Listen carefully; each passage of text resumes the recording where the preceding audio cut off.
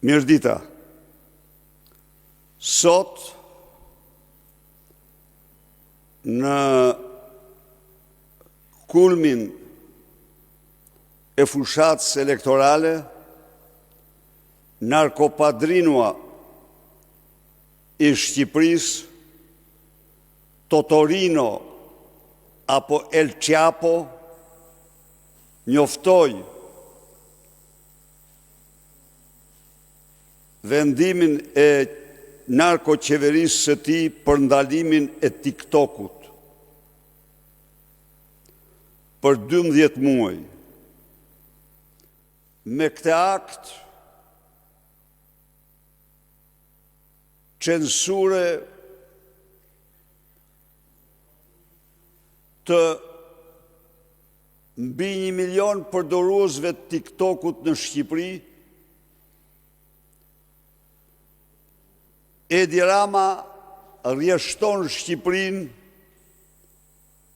me Afganistanin dhe Iranin. Ky akt censure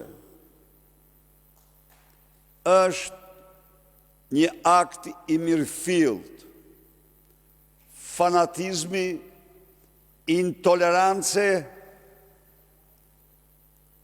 frike dhe tmerri nga mendimi i lirë dhe shprehja e tij. TikTok është një platformë komunikimi e cila ka pushtuar sot ka pëlqimin masivisht të rive në Shqipëri dhe në botë. Të pretendosh se po ecën drejt Europës dhe të rrjeshtosh Shqipërinë me Iranin, Afganistanin, Somalinë,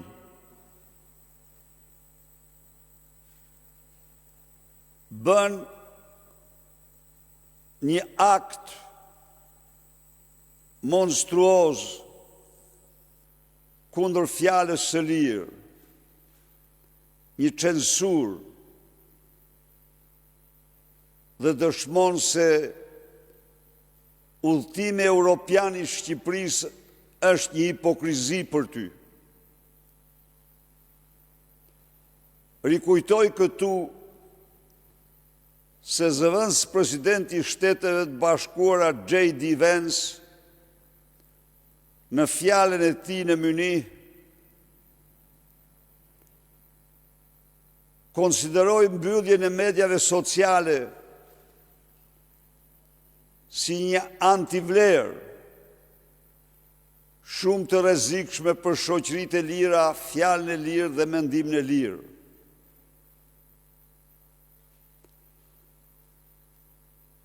Tu heqësh shqiptarëve të drejtën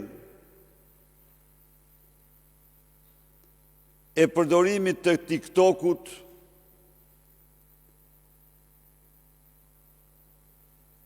dëshmon se çfarë arbitrariteti ripërsërit eksakt atë që bënte Enver Hoxha, Spiro Koleka, Kristaq Rama gjatë diktaturës, të cilët valve të radiove dhe televizioneve perëndimore u vinin zhurmues në të 4 anë të vendit. Me këtë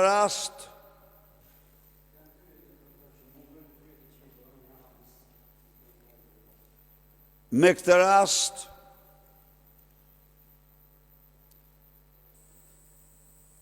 ftoj të gjithë gjimnazistët, të gjithë të rit, të gjithë qytetarët, të nisim betejën tonë për çlirimin e TikTokut dhe për mbysjen e narkodiktatorit me datën 15 mars proteste përgjithshme kombëtare në sheshin Skënderbeg para kryeministrisë. Një protest me të cilin kërkohet anullimi menjëhershëm i vendimit për censurën dhe bllokimin e TikTokut. Ftoj gjimnazistët, ftoj të rit, ftoj dhe prindrit të mos bëhen viktime mashtrimit. Banal, të pa skrupull, të pa cip të Edi Ramës. Vdekja, vrasja tragjike Martin Canit në dyert e shkollës nuk kishte asnjë lidhje me TikTokun. Martini dhe bashkëmoshatari i tij që e vrau nuk kishin llogari në TikTok. Edi Rama përsëriti sot, firmosi sot, mbylljen e TikTokut, ekzekutimin e TikTokut në Shqipëri një lloj. Si baba i tij biologjik Kristaq Rama firmosi varjen militar të Havzinels 37 vite më parë me 10 gusht të vitit 1998. Protesta e fuqishme e trive shqiptar në të 4 anë të mblidhen këtu. Ndërkohë, përgjigje tjera do të projektohen ndaj këtij akti dënimit kapital të një platforme të mrekullueshme të komunikimit. Një tiran që qeveris vendin sikur është Afganistani apo Teherani, vetëm për shkak të kritikave të rrëbeshit, kritikave që ka patur nga të rit merr një akt të tillë. Fjala e lirë do fitoj. Mendimi i lirë do fitoj. Censura do përfundoj në koshën e plerave të historisë së bashku me Edi Ramën, i cili vërtetohet tani pas Enver Hoxhës, kryecensori tjetër i shqiptarëve. Faleminderit. Zoti Berisha, vetëm një pyetje. Me protesta kemi parë që nuk janë zgjidhur shpesh shumë gjëra. Do të jetë një hap tjetër i Partisë Demokratike edhe dërgimi i vendimit të qeverisë në gjykatën kushtetuese për të mos mbyllur TikTokun?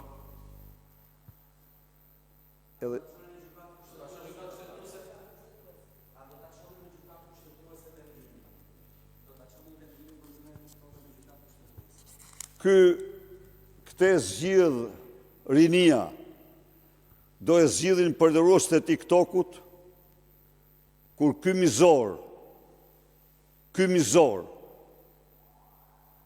e mbyll me të njëjtën urrëtie për mendimin ndryshe një lloj si jati i tij që firmosi varjen e poetit ndelitar. Dhe ju lutem, meqense se jeni këtu, ja ku i keni 1400 pyetje dhe komente në të cilat nuk ekziston asnjë nga pyetjet që i është bërë Edi Ramës në monologun e tij, pyetjet e shpikura nga vetja e tij, pyetjet që i bën vetes për të shmangur gazetarët dhe për të bërë sikur i ka zëvendësuar ata me qytetarët. Ju lutem shumë qytetarëve të shohin të mashtrues publik i cili meriton të vetëm për këtë të lërë detyrën, por ai nuk ka dinjitet, nuk ka moral, nuk ka asgjë përveç mashtrimit që u bën qytetarëve shqiptar. Urdhoni. Jepja edhe kolegëve tjerë, fotokopjoni dhe jepja edhe kolegëve tjerë. Pra, këto kisha. Faleminderit.